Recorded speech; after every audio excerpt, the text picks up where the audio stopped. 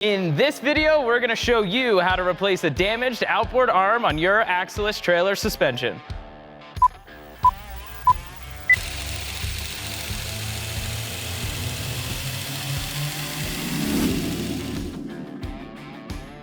Break a spindle on the trail? No problem. Hey everyone, I'm Mike with Timber Industries, and today I'm gonna show you how easy it is to replace the outboard arm on your axle-less trailer suspension.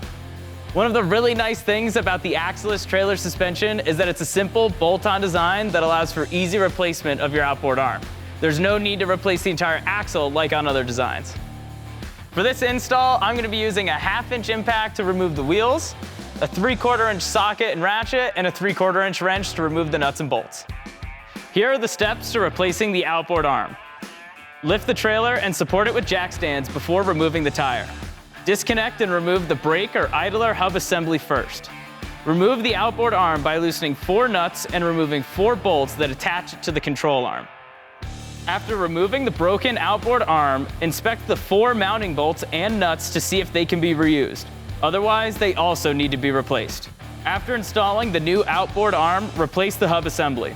The outboard arm comes with built-in camber. However, if you need to make some necessary adjustments, metal shims are included. And that's it. For more axle-less maintenance videos, check these out. For more information, visit timbren.com. I'll see you next time.